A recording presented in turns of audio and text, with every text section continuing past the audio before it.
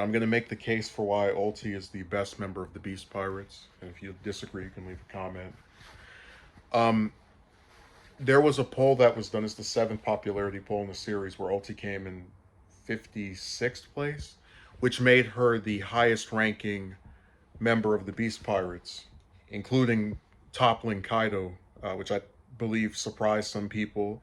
And I've seen some individuals write dismissive comments of her. Oh, she's so forgettable. Oh, that was what somebody wrote on this one channel. I'm not gonna say who it was because I don't want to, start anything with them. But I wanted to explain why that was the case. Again, all just my opinion. Let's start with her character design, and also we need to mention Kaido's. So there are people who say when a female character ranks highly, oh, they're only popular because they're a woman. I don't think that's true for one reason. Big Mom is a woman, and the last time they did a popularity poll, she came in last place. She was the least popular of the emperors, and I don't say that as someone who dislikes her. I've mentioned before that she's my favorite emperor and one of my favorite characters in the series because of how complex I think she is. But my point in saying that is you can't say, oh, automatically woman does better.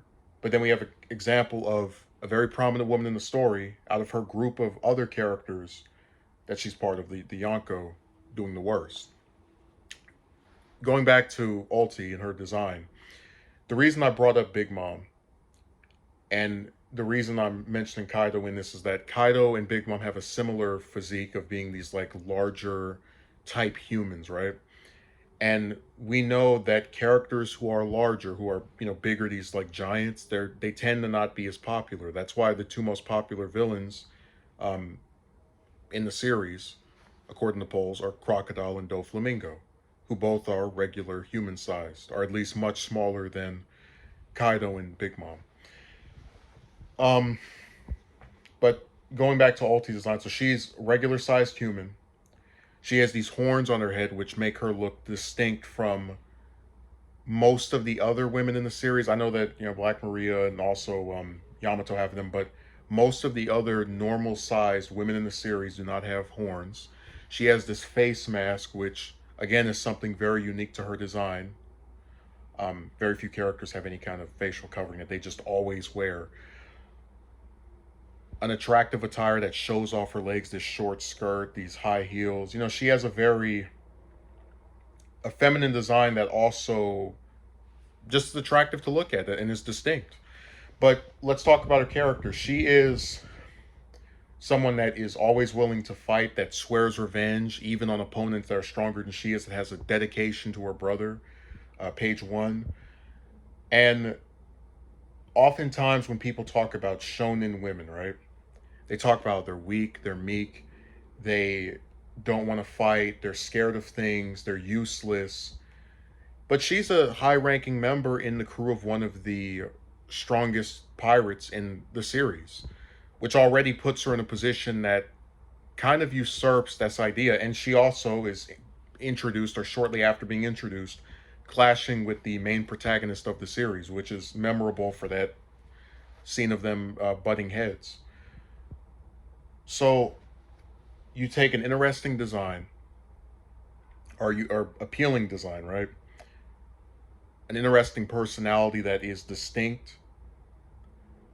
You add in the sibling thing, which is something very relatable. I think a lot of people are protective of their siblings. So even though she's an antagonist by her affiliation, you do have people who say, okay, well, that's something more than a one note villain. It's kind of like how when Mr. Morge made his video on Kaido being on track becoming the best villain of the series, which I disagreed with because I think Crocodile is the best, but whatever. He mentioned that Crocodile stands out, not Crocodile, that Kaido stands out for seemingly preferring to have a good fight versus just defeating someone. Crocodile does stand out, by the way. And I think the same thing could be said with Ulti, that, she has an attachment to this specific member of her team because of their relationship as siblings, and thus wants to protect him. So I hope I explained why I believe she's the most popular the reasons behind why I believe she's the most popular member of the Beast Pirates according to these polls and give a little bit more insight into it. And I really find her to be probably my favorite of the characters introduced in Wano. And I guess you could throw Kaido in there as well because this is where he's getting most of his characterization.